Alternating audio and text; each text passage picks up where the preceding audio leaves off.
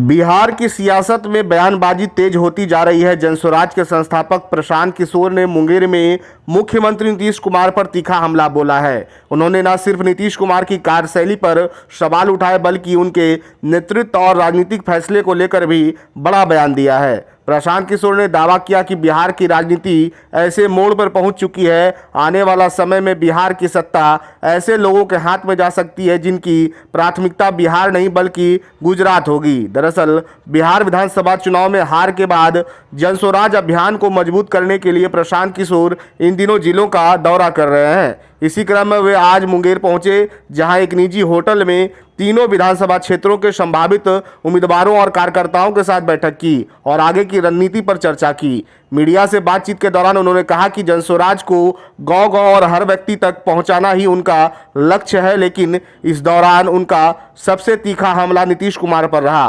प्रशांत किशोर ने आरोप लगाया कि जो नीतीश कुमार कभी परिवारवाद के खिलाफ बोलते थे, आज वही उसी राह पर चल पड़े हैं। उन्होंने आगे कहा कि बिहार में पार्टियां बनते ही उनके नेताओं द्वारा अपने उत्तराधिकारी के रूप में परिवार को आगे बढ़ाने की परंपरा रही है और अब जदयू में भी वैसा ही हो रहा है। इतना ही नहीं, उन्होंने नीतीश कुमार की शारीरिक और मानसिक स्थिति पर भी पूर्व में सवाल उठाते हुए दावा किया था कि चुनाव का परिणाम जो हो वह ज्यादा दिनों तक मुख्यमंत्री पद नहीं रह पाएंगे, पर मात्र 3 महीने में ही वह स्वेच्छा और दबाव में आकर मुख्यमंत्री का पद छोड़ रहे हैं। प्रशांत किशोर ने यहां तक कहा कि आने वाले समय में बिहार की सत्ता ऐसे लोगों के हाथ में जा सकती है जिनका प्राथमिकता बिहार नहीं बल्कि गुजरात होगी। उन्होंने आरोप लगाया कि इससे राज्य की आर्थिक दिशा भी प्रभावित होगी, जहां उद्योगों पर बाहरी नियंत्रण बढ़ेगा और बिहार के लोग मजदूरी तक सीमित रह जाएंगे। मीडिया कर्मियों का यहाँ स्वागत है। आप समय निकाल कर आए हैं जनस्वराज के इस कार्यक्रम के लिए। मैं अपनी ओर से और जनस्वराज के मुंगेर यूनिट की तरफ से आपका धन्यवाद और स्वागत कर रहा हूं। जैसा कि मैंने अभी बताया, ये बिहार चुनाव परिणाम के आने के बाद जनस्वराज में हम लोगों ने ये तय किया है कि बिहार को बदलने के जिस संकल्प को लेकर हम लोगों ने इस काम को शुरू किया है, उसकी ईमानदारी शुद्धता में कोई कमी नहीं आएगी।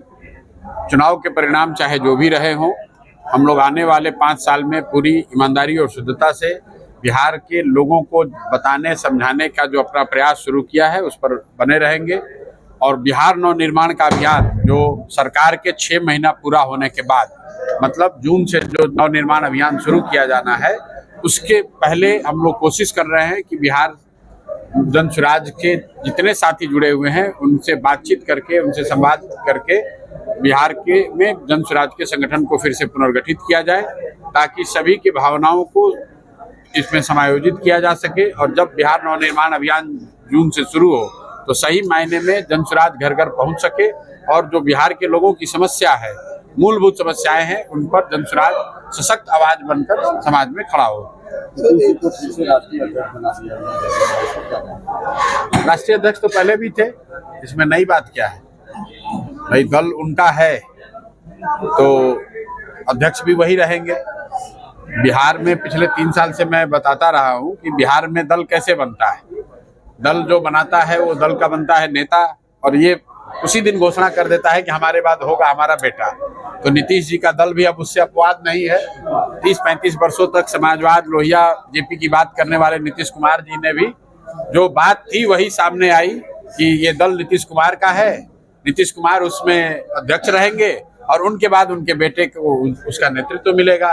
तो जो दूसरे दलों के बारे में लोग कहते हैं, जिस बात को कह के नीतीश कुमार अपने को अलग बताते थे, बेहतर बताते थे, आज कहीं ना कहीं नीतीश कुमार भी उसी रंग में रंगे हुए दिख रहे हैं। जैसे नीतीश जी राज्यसभा चले जाएंगे, ऐसे में क्या लगता है जैसे डिप्टी सीएम का काफी समाज चौधरी का सीएम बने, तो क्या इस चीजों को ये देखिए, पहली बात तो इस तरह का कोई आप लोग जो स्पेकुलेशन कर रहे हैं कि कौन बनेगा, ये बिल्कुल बेकार काम है। किसी को नहीं मालूम है कौन बनेगा। बनेगा वो जिसकी इस जीत में भूमिका है। मैंने अपने वक्तव्य में भी कहा, 202 विधायकों का जिस व्यक्ति को, जिस नेता को समर्थन रहेगा वो पद कभी नहीं छोड़ेगा। तो कहीं ना कहीं जो बात हम लोग चुनाव के पहले भी बता रहे थे कि नीतीश कुमार जी की शारीरिक मानसिक स्थिति वो नहीं है कि वो मुख्यमंत्री पद पर बने रहें। जब ये बात जनस्वराज ने, प्रशांत किशोर ने कही तो कई मीडिया के साथियों ने या समाज में लोगों ने उसका मजाक भी उड़ाया। लेकिन आप याद कीजिए, हमने कहा था कि नीतीश परिणाम कुछ भी हो, नीतीश कुमार मुख्यमंत्री नहीं रहेंगे। 3 महीना हुआ, 4 महीने मुख्यमंत्री से हट रहे हैं। स्वेच्छा से हटे या किसी दबाव में हटे, हट तो रहे हैं। और जो ये बात हम लोगों ने कही थी कि इनको सफलता, चुनावी सफलता नहीं मिलेगी, वो भी नहीं होता अगर चुनाव आयोग, केंद्र सरकार, 10,000 रुपए, ये सारा प्रपंच नहीं रचा गया होता तो एनडीए को किसी भी हालत में ये सफलता नहीं मिलती। अब जिन लोगों ने ये सफलता दिलवाई है, जिन लोगों की मदद से 30,000 करोड़ रुपए बांटे गए सरकारी पैसे, जिस इलेक्शन कमीशन ने इस मैंडेट को हासिल करने में मदद किया है, जिस केंद्र सरकार की भूमिका रही है, उसके जो मुखिया लोग हैं, अब सरकार कौन चलाएगा ये वो तय करेंगे। महत्वपूर्ण बात यह है कि बिहार में पहली बार वो लोग गद्दी पर बैठेंगे जिनकी प्राथमिकता बिहार न होकर गुजरात होगी। अब गुजरात के हितों को ध्यान में रखकर बिहार को चलाया जाएगा। और आज 20-25 लाख लोग बिहार के बच्चे जाकर गुजरात में मजदूरी कर रहे हैं। आप आंकड़ा याद रखिए, 2014 में जब मोदी जी प्रधानमंत्री बने तो बिहार से 7 से 8 लाख बच्चे गुजरात में मजदूरी करते थे।